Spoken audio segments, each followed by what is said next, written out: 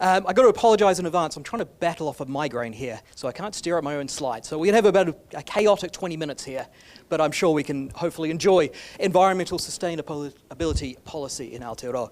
So we've been hearing a lot about the impacts of climate change on sport and how people are adapting. I've got a slightly different focus here. I'm looking at how sporting organisations are mitigating their own environmental impact, and particularly national sporting organisations in Aotearoa, but my other research looks at more global organisations. So this is what I'm going to try achieve here, that we're going to try place sport sustainability in Aotearoa in a larger context, both in terms of the research I'm doing, global trends, and Aotearoa's sort of links between the natural environment and outdoor recreation. I've got this fancy question, I think, behind me here, but it basically comes down to what is being done by national sporting organisations associated with the Olympic movement. So we're talking about the sort of the biggest 45. And then I've got this question of why. Why is, and I'm kind of giving away my answer here. I shouldn't be looking at this. Why are we not doing a huge amount?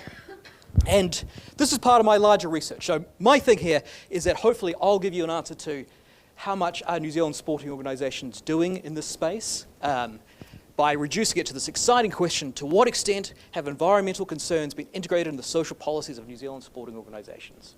Basically, are you writing about it? Are you publishing it? Is there something there for us to look at? But my question for you, and hopefully you can heckle me and yell out some good responses, is why? Because that's the bit of the research I haven't got to yet, but we will get there as we go along. So, drinking with a mic in front of you is great. Anyway, we're doing all right. So we've got to put this in a little bit of context. So I'm going to be a bit critical. So I want to sort of show you the perspective I'm coming from. So I'm a sociologist of sport at the University of Auckland. My focus is often on larger issues like the relationship between sport and capitalism, so the global economy, and the intersection with that, with climate change. And particularly the ways in which sporting organisations talk about climate change and how they try to make what is fundamentally unsustainable sound sustainable. So something like Olympics, FIFA World Cups, say, what's a good example? The latest men's cricket World Cup in India. They arranged the tournament so that each team played in one city and then flew to another city in India and then would fly to another city, 6 hours of flying between games. It's as unsustainable as it could possibly be, but yet these big organisations talk about themselves in terms of being sustainable. Also, as a sociologist, and that's a phrase that makes even sociologists cringe, our whole thing is to put things in a context. So anytime we're looking at how individuals act or how organisations act, we're thinking, is this because of the limitations of the national sport organisation, or is it because of the larger conditions that we're looking at? And I just realised that I looked at my slides. I was going to talk about a little bit more about my background. And at 5 in the morning when I was altering these, because I woke up at 5 in the morning, I had this photo of myself, but I don't understand quite what was happening there. It was actually during lockdown. I think I was flicking through thinking, if I'm talking about myself, I need to have a photo of myself, and then I just looked like an absolute wanker. And I thought, well, why not go with this one? Anyway, that's my background. So we're doing all right, I think.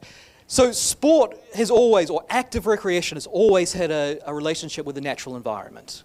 As long as people have been playing outside, they've tried to conserve outside to some degree. But it was only since the late 20th century, and particularly the 1990s, that we saw this move towards environmental sustainability. That became words that sporting organisations would use, particularly in the Olympic movement. So we saw people talking about it in the 1990s. So the Olympic movement had two pillars. It had sport and culture. In 1994, it added environment to that list. It requires its events to be, I think it's now climate positive is the term they used, which sounds lovely, doesn't it? When you're flying millions of tourists in from around the world, but that's what they're asking for. So we're seeing this language used in most global sporting organizations, FIFA. American sporting organizations often use the terms green, environmental sustainability. We use less of that language, which we'll look at in a second, but it has become kind of the norm. Now, as I'll show you in a second, there is some pretty significant critique of this.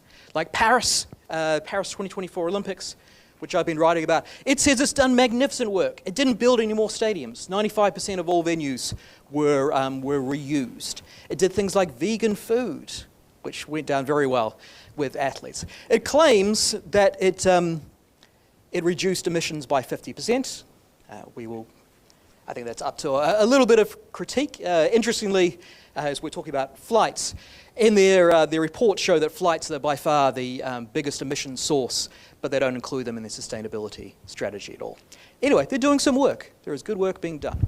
Then people like FIFA, the football folk, they make equally strong claims about being this global game for the world. They just signed an agreement with Aramco. Do we know Aramco? The biggest producer of oil in the world. They've also just got, the 2026 tournament, football tournament, men's tournament is going to be in 3 countries, Mexico, Canada, North America, though I guess if Trump has his way, that might be 2 countries, we'll see. The 2030 tournament is going to be in 3 continents. So it's not perhaps taking the right moves. Also, at the UN level, and we'll look at our role in this soon, they've come up with the Sports for Climate pledge.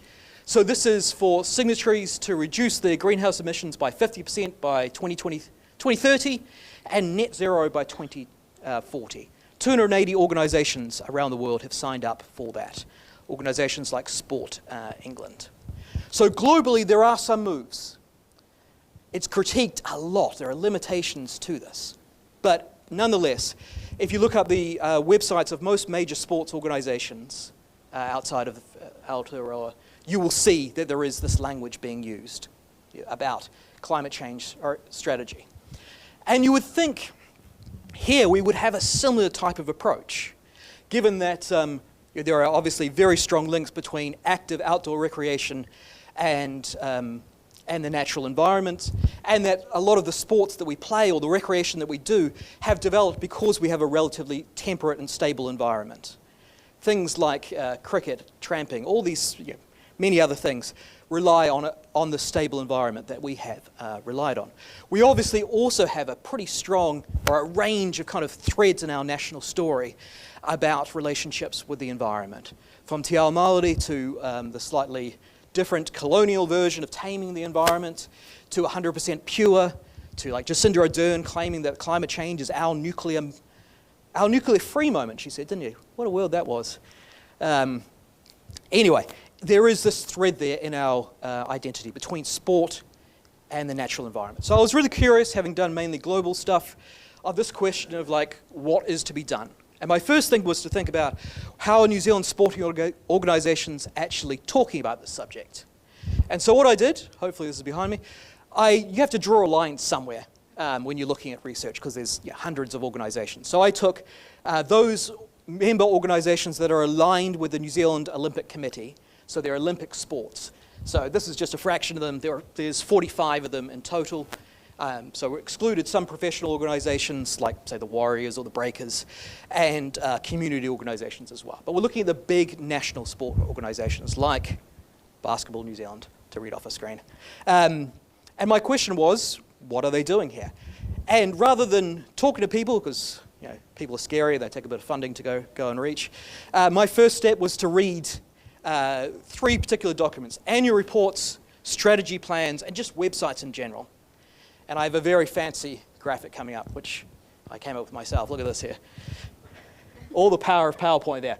But it comes up with a very important thing. So of these 45 organisations, plus the New Zealand Olympic Committee, and through the Olympic movement, it says that its commitment to sustainability should filter down.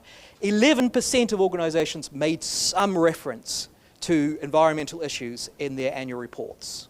Just some reference. They could say the climate is changing.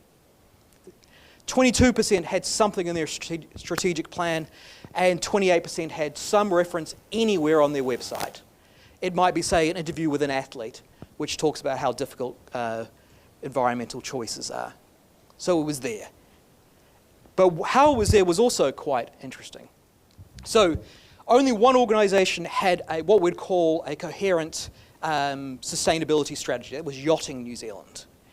Golf New Zealand also had something. I'm being too dismissive. Golf New Zealand has a section on their website in which they talk about ranges of ways in which golf clubs can adapt. We might think here that yachting and golf is the people who have put the resources into this. They're particular types of sports that we might explore later on. But what we mostly got, and I'm sorry this is so small, I guess we got the screens over here we can also look at. A lot of organisations said they were doing something.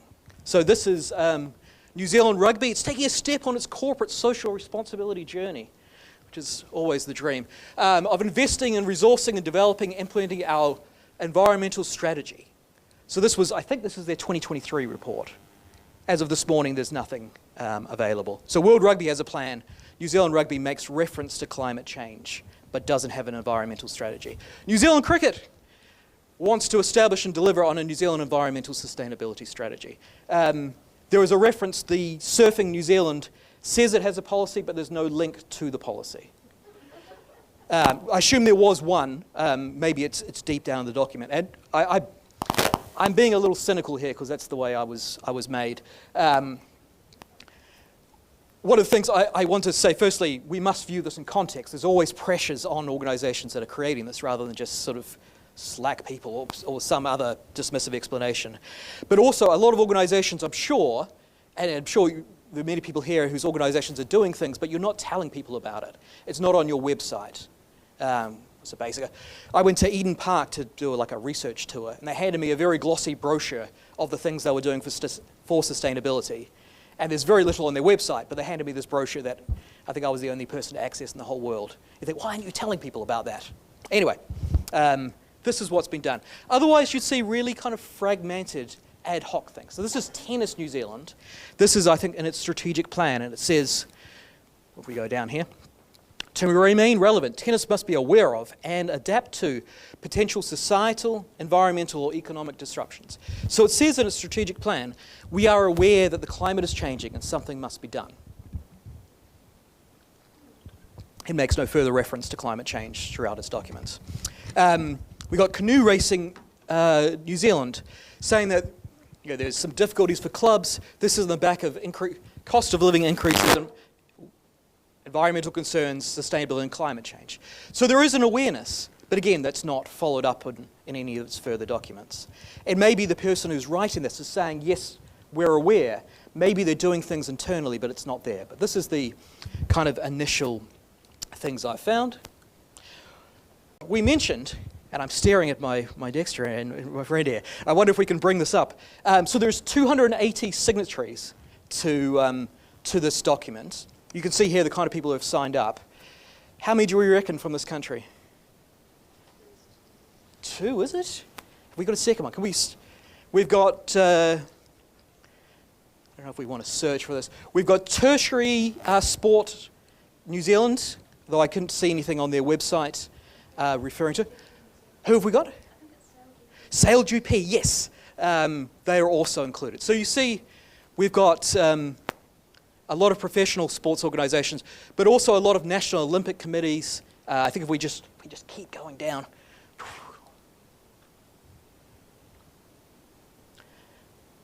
And we stop about there. So we've got things like Sport England are there, the Swiss Olympic, Tennis Australia. So a lot of the big organisations that have counterparts here, they're signing up to reduce their emissions by, was it 50% by 2030? Does anyone remember the things I was talking about? Net zero by 2040. We are just not. It'd be fascinating to work out why we are not, because a lot of other organisations are. Whether they're doing things is another thing. Back to my slides, if we can. We spent lunchtime collaborating on this.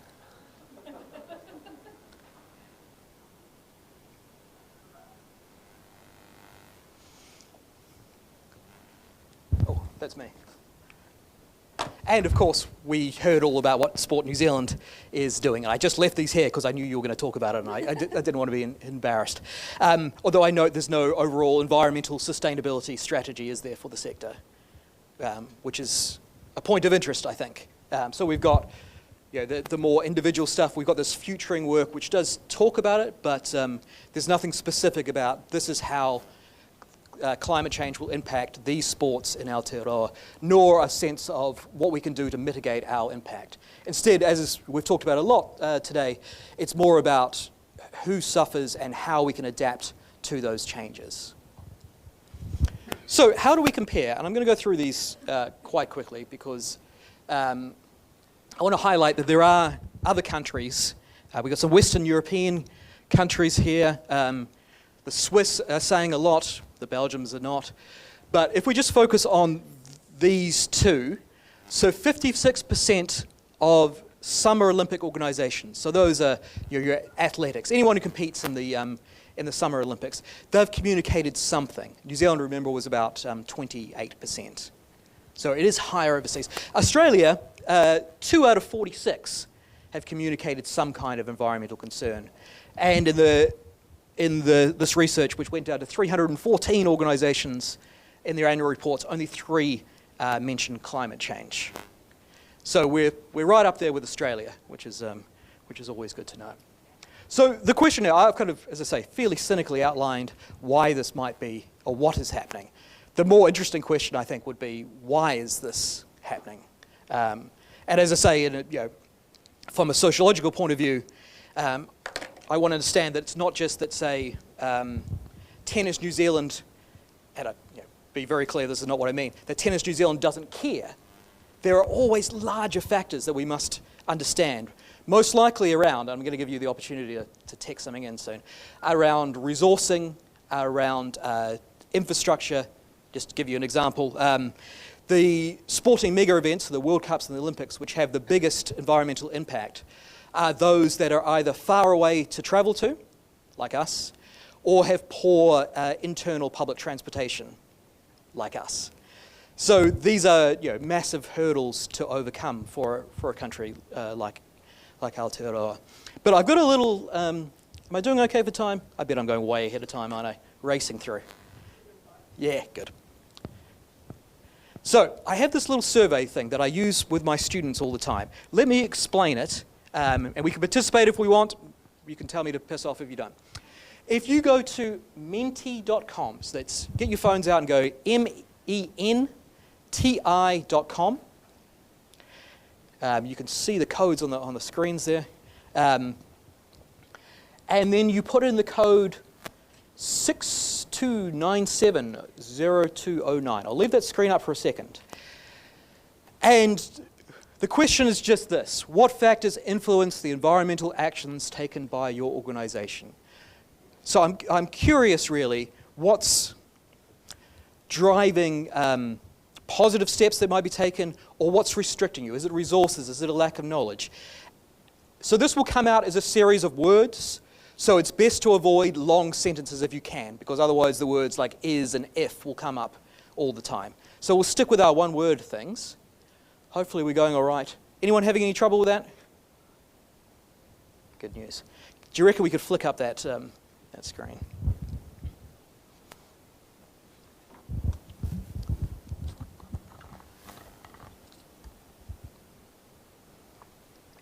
So if we hit present there, and it'll kind of live show us the details.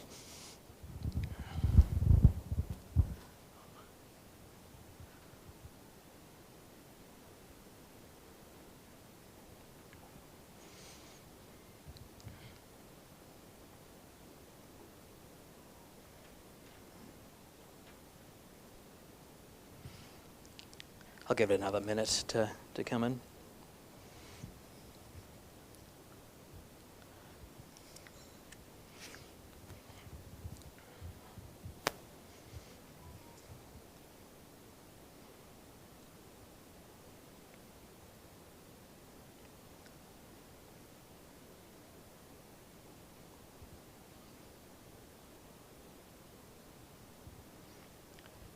Do you think the overall theme might be cost, resources, money? Would that come through to everyone? I'm coming right towards the end of this here, so I wonder if I could hold my own slight Q&A here and just ask if anyone wants to tell me, what kind of resources are we struggling with? Because to put it in a little bit of a context, a lot of the websites that we're looking at, we're quite basic websites.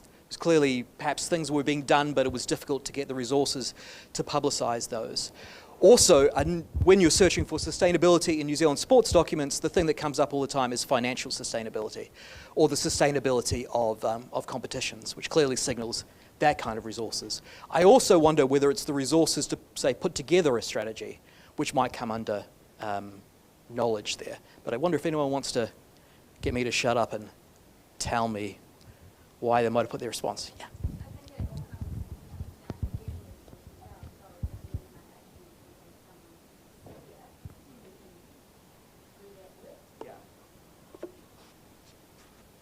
Thank you. We're getting some nods with that one. It becomes a spare person. I guess that's what we're suggesting. It's sort of an additional thing rather than...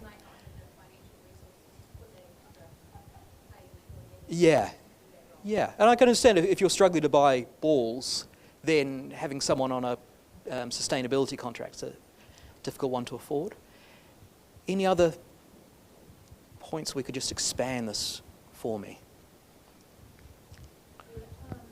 Typically, here in Wairakati, we're under-resourced in terms of people. So you'll have someone who's a coach, who's a manager, who's the first aid. Yeah. So you've got multiple roles. Yeah. And then to ask them to write something up, maybe, yeah. Absolutely. Anything else that we would add? Or anyone want to explain things a little further to me? Yeah. Similar, it's just with resourcing, like in our team, I would probably be the worst person to put up the climate change document and report, but I still was the one that had to do it, because they just don't have enough people to do stuff, so it's kind of just a last kind of add-on rather than a main focus. Thanks. No, you're right. Actually having the mātauranga to do the...